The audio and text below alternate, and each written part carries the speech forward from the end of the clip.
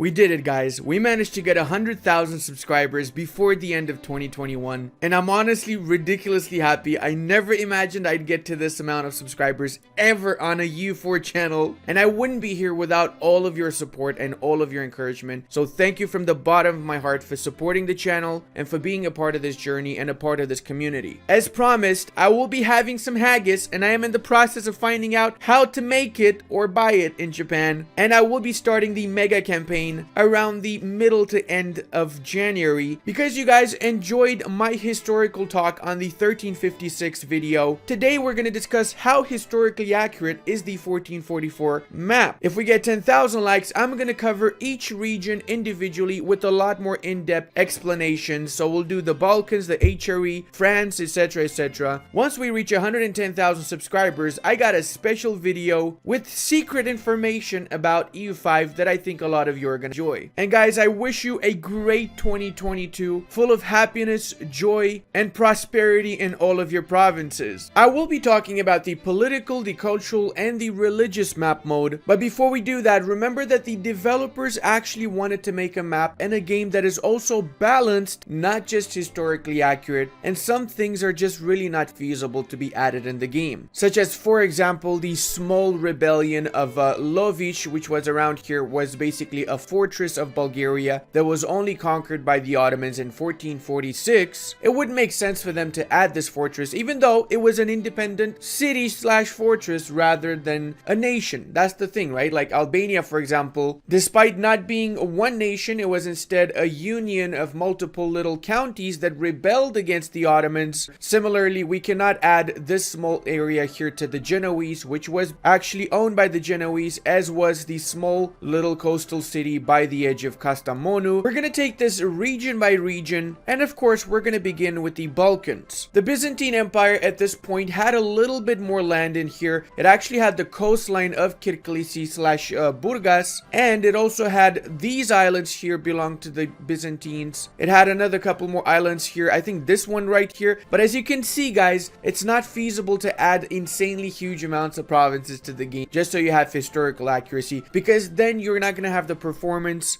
or the balance that the game definitely needs in order to be playable. One thing I do have to say is that this area here was the vassal of Morea, and yes, it was a vassal of the Byzantines. So if they have Athens as a vassal, I really think they should make Morea as a vassal too. I'm not sure, I think in one version they did add it as a vassal, I might be wrong about that. Cephalonia was actually a part of Venice at this point, so that's just historically inaccurate right there. I guess they added it so they make Epirus a little bit more viable, otherwise Epirus would be one province minor. But Cephalonia definitely was not a part of Epirus. And also have to mention that all of these areas here that you see as a part of Venice were not directly ruled by Venice. So similarly to Naxos, Negropont, Crete, Cephalonia, and Corfu had their own local governments, but they did respond to the Venetians and were a part of the greater Venetian Serene Republic, let's say. Since you have to remember that the Venetians were basically a trade empire with a multitude of different city and city-states. In the north of the Balkans, this province here in Haliç would actually be a part of the Moldavian nation at the start, albeit not all of the province that is portrayed in the game. I would say about this much, with the northern part of that would be a part of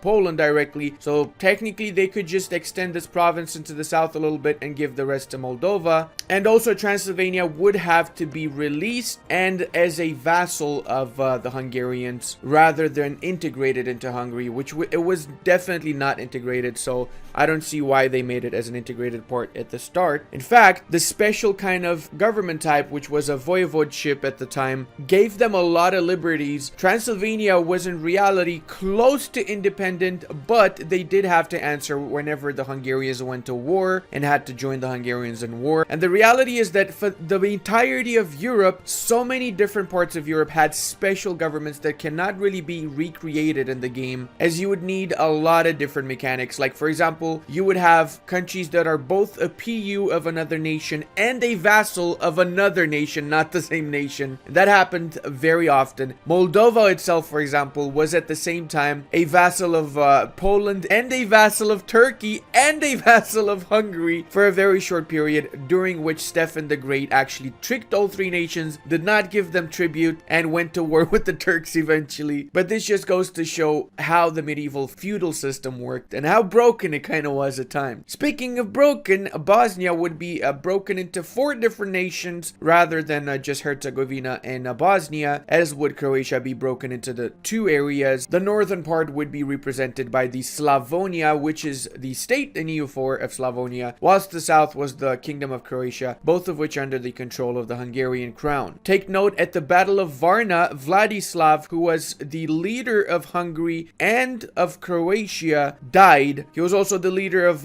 Poland and Lithuania, so when he died in 1444, on the 10th of November, one day before the start date of our game, and that's also why the game starts one day after the Battle of Varna, because it had such a massive impact on medieval Europe. My beef definitely extends into the Austrian parts. In 1444, the Habsburgs did not control this much land. I get it that it's for balance purposes, so the furthest part of Austria here, together with Tyrol, so like the entire Tyrol state, would have been a separate country. Another Habsburg, Sigismund von Habsburg, would be in charge of it, and I guess it would be under APU, technically, of the main Austrian branch here, but it would not be incorporated into it. And there are other parts of the world that have this, so I don't see why Austria shouldn't have it. The Bohemians also should have Moravia released as a vassal, and Lusatia should be released as well. And Silesia is not just 2 countries, it would definitely be about 10 different smaller entities in this area under nominal control or vassalage of the Bohemians, not actual direct vassalage of the Bohemians. Albeit, I don't know how they would even represent that, so I guess this is the best or the closest system that we have to historical accuracy. That's also the reasons why the Pomeranians are not divided into 5 different states for that matter, or why the Livonians are not divided into 3 or 4 different states. So the reality is that the Livonians were under the control of the bishopric of Riga, not the trade city of Riga as we see here, but the bishopric of Riga, which was a different entity that had control of the Livonian order in 1444. And at the same time, the Livonian order was a vassal of the Teutons. So like I said, they were controlled by 2 different nations essentially at the same time. The Muscovites are not this big. In 1444, actually I think there's a map for that. Let me check it out. Yeah, so this is the map I'm talking about. It is not the most historically accurate map. It has a couple of inaccuracies, but overall it is the closest to historical accurate map that I found on the internet for now. So as you can see, Muscovy has a lot more vassals around, and it doesn't have so much direct control over all of its vassals. And at the same time, Muscovy is a tributary of the Great Horde. It only stops being a tributary in 1480, if I'm not mistaken, when they had the battle with the Great Horde and the Great Standoff at some river. I don't remember the name of the river. Ungar, something like that. And they didn't fight. They basically just sat on different sides of the river, and then the Great Horde was like, yep, this is not worth it. Let's get the fuck out of here. And they left, and that's when Muscovy officially became an independent nation in 1480, almost 40 years after our start date. And that's also around the time when they started consolidating their hold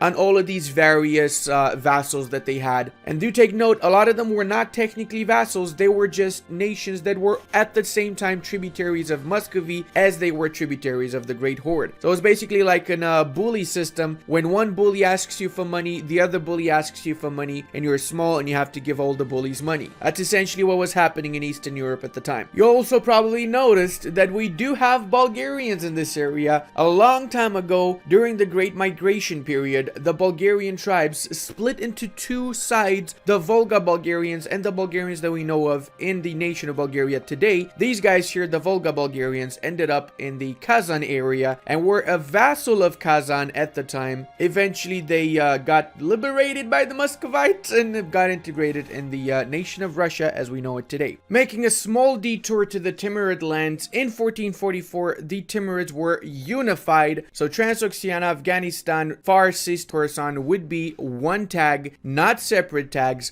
But once Shakrur died, and that is this guy over here who's 67 at the start date and usually dies very fast, according to my comment section, within 5 seconds of starting the game. Anyway, when he does die, historically what happened, the empire got divided into multiple parts. All of the various Timurid family members wanted to be the next top model, and because of that they all fought each other and the nation divided into multiple different nations that you see represented here. So this is basically Paradox's way of foreshadowing the divide. I want to also mention the fact that Ajam was a rebellious state of the Timurids. Again, it was a part of the Timurid family family, so they kept the rebellions in the family, but still it was a rebellion at the time. So you can make it so that Timurids are at war in 1444 with the Jam, which would be historical, and for that matter, Karakoyunlu would also be split into two halves, the northern part and the south part. The south part also being at war with the north part as they had a civil war, and that's also the reason why in the next few years, Akoyunlu, despite being a lot smaller, takes over and basically takes all of the Akoyunlu lands, even Mushashan lands, and expands into this area like crazy. In case you didn't know, Akoyunlu and Karakoyunlu are Turkish nations. Ak and Kara basically meaning white and black, and that's also the reason why we call this sea the Black Sea, because of a bad translation from Turkish into other medieval sources. Kara in Turkish means both black and it also can mean north. The most accurate part of the map, in my opinion, is this right here. The Iberian Peninsula is extremely well represented. Even the borders and the shapes of the borders are pretty freaking accurate. In the north of Europe, a very interesting situation happens in the islands of Shetland and Orkney, because whilst technically it did belong to Norway, it did have the Norse Udal law, which essentially means that none of this land was directly owned by the Norwegian crown. Instead, the people were owned by the Norwegian crown, and only the land that was directly a part of the king's dowry was his. So technically, all of the lands themselves were a part of the Isles under the Scottish feudal system, and the people belonged to the Norwegians. Eventually in 1468, officially they became a part of Scotland since Norway needed the money, and they agreed to sell it off for 50,000 Rhenish guilders, which was a currency at the time. Look it up. Another thing in the northern parts of Europe, whilst this is shown as a part of Sweden, it was a part of Sweden, but it was not directly controlled by Sweden. They didn't have any sort of administrative units in this area for quite a while. It was basically uncolonized land where Sapmi tribes were roaming around, hunting reindeers and waiting for Coca-Cola to make them famous as the place where Santa Claus is from. The same thing extended all the way into Kola and the northern parts of Karelia. Even though it was a part of Novgorod officially, they didn't really have direct control over these areas. The Italian peninsula is actually surprisingly accurate. Only thing I have to say is Modena was actually independent and Ferrara only had this province of Ferrara. These three cities would be actually directly owned by the Papal States, and the Genoese again had a small foothold in here, and the Sardinian kingdom was still around in the city of Arborea. They had an independent small holding, which obviously is really hard to illustrate, or maybe they can just make Arborea as a different tag, I don't know. And the Maghreb itself, again, is as close to accurate as you possibly can get. The reality is there was a lot more independent nations in this area and various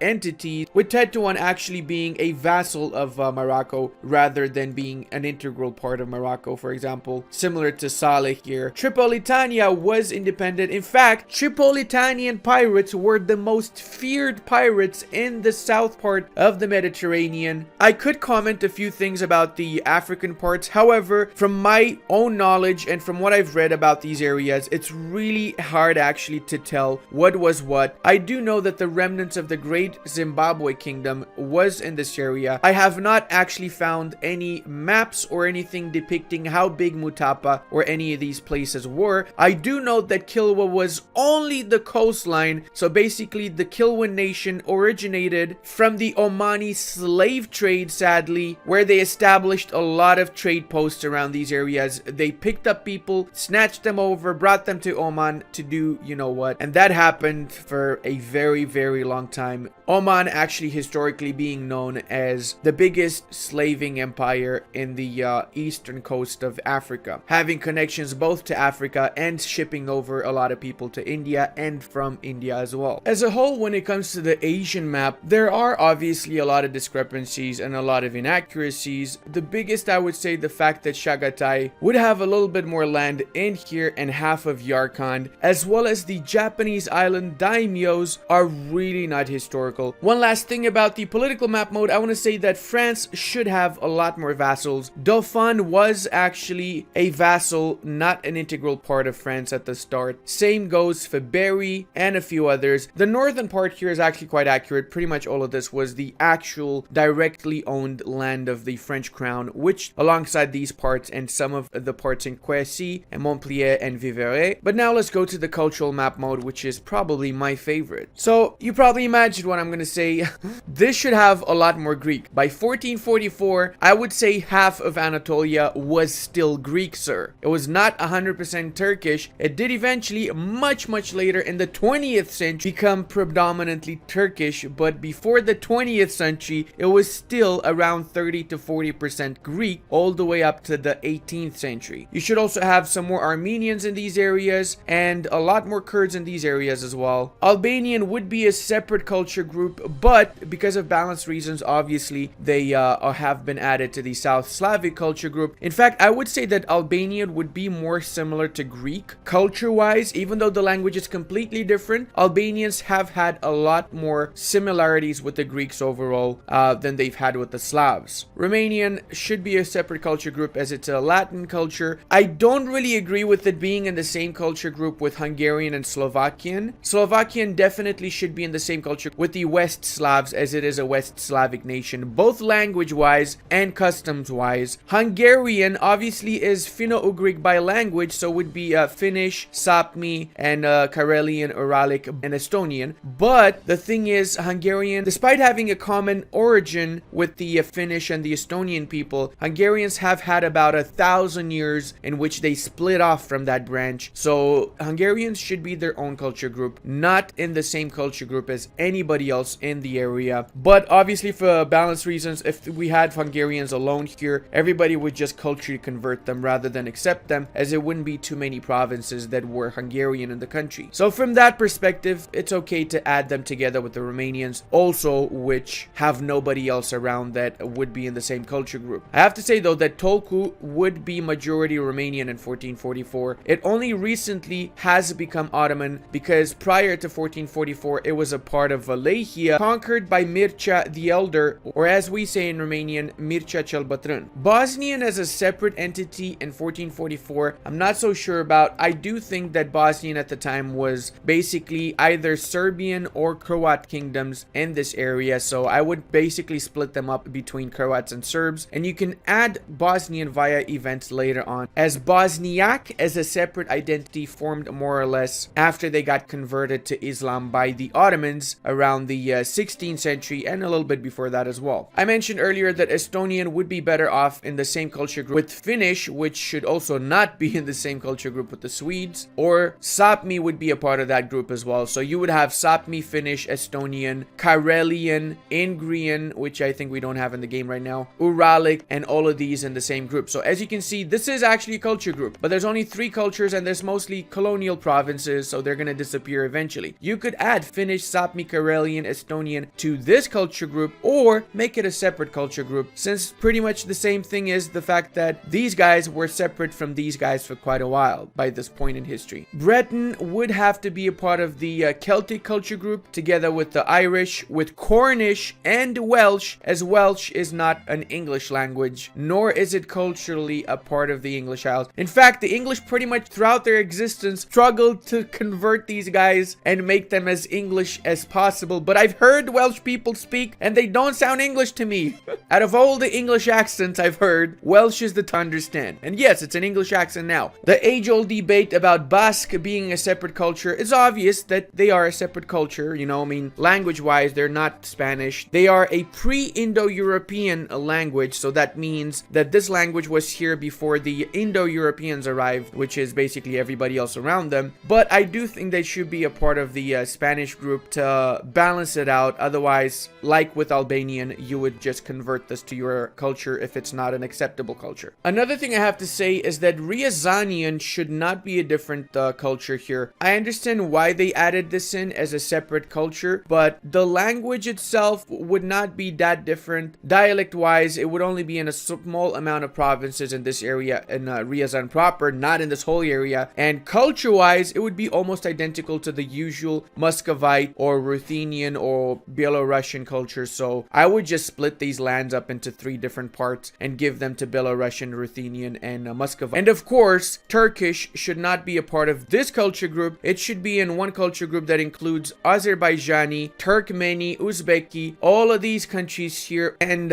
separate from all of this would be the rest of these. Korchin, Kalka, Mongol, Oirats is not the same as as these. So these guys would have to be split in half, as the language was different. The cultures were very different as well. The western parts obviously being Sunni Muslim, whilst the other parts being either some sort of Buddhist or Tengri. And of course, let's talk about a little bit the religious map mode. This is actually surprisingly accurate in Asia, with very, very small differences. In 1.31, they did change the religious map mode of the entirety of the Indonesian. Prior to this, everything was already Sunni, which is not accurate, but now it's actually very accurate. In 1444, all of these were in fact Hindu, and they got converted because of missionaries and because of trade mostly by the other areas here, with the Sultanate of Aceh playing an important vital role in the conquest and Islamization of the rest of the Sumatran part. I also want to add the fact that by 1444, there was more than just Orthodox, Coptic, Catholic religions when it comes to Christianity. There were still Nestorians, there were still a lot of other different religious groups in various areas of the world, including the Iraqi basin, but I'm not 100% sure how much of these would be a majority in what province. So because of that, I'm just going to mention that they should exist, but I'm not going to mention what provinces they should be in. Zoroastrian existing in Yazd makes sense. I would say they should also add Zoroastrian in Sari, and I would also say they should add Zoroastrian in a couple more provinces in the northwestern part of India, as even today there's a sizable Zoroastrian minority group in India that trace their origins from the Persians that got exiled from this area once it became Muslim. Of course, these areas here should be Orthodox. As I said in my 1356 video, the majority of the people were Orthodox. The only people that were Catholic in these three provinces were the vastly outnumbered and minority Hungarians and Germans, or Saxon immigrants, I guess. The northern parts of Europe, I would recommend, would either have to be Suomensko, which was the local religion, and because all of this area I'm highlighting right now, in fact, was not directly controlled by these nations, and it was just migrating tribes of Sapmi people, they would have their own local religions, being converted to Christianity a little bit later than 1444. Also want to mention that I'm 100% sure there were some Norse groups around the northern parts of Europe for sure in 1444. I understand them not being shown because probably they were minorities, but for gameplay purposes, if we had a Norse province in Iceland, I'm sure half of the EU4 player base would play a lot more in this island so that we can restore Norse to its former glory. By the way, I got a video as Norse Iceland, which is Iron Man compatible. You can find it in the links in the description. One more thing I want to say is that the south parts of the Maghreb, that means this area here and parts of this area, would not be actually Muslim. A lot of the Berber people living here, and by Berber I mean both the indigenous dark-skinned Berbers and the pale blonde Berbers, which originally were Vandals, that means Germanic people that are identified as Berbers in Algeria, were still Christians in 1444. In fact, they only became Muslims, majority of them got converted in the 19th and 20th century recently. Prior to that, most of them were actually Christians. I want to do a more in-depth explanation for all of the map, but it would take probably an hour just to do that. So if you guys want to see a video like that, I would take it region by region, so we can do Western Europe, we can do the Balkans, we can do the Holy Roman Empire, which is probably the most complicated out of all of them to do, since there's so many tags there and so many different things that were happening at the time. And if you guys are interested in seeing that, let's get 10,000 likes on this video, and I will start a brand new series where I do historical discussions on the 1444 map date, with why these nations exist and if they are historically accurate, what should be changed in order to make them historically accurate. Also, if you enjoyed the content, consider subscribing. It would really encourage me to make more videos like these in the future. And I really hope you guys have a great 2022, full of happiness, safety, and remember, be a good person, because you never know how your actions are going to influence somebody else around you. See you guys in the next one. And I want to give a very big thank you to all of my channel members, Patreon members, as well as my Twitch supporters. I really wouldn't be able to do this without all of your support. You guys are absolutely amazing.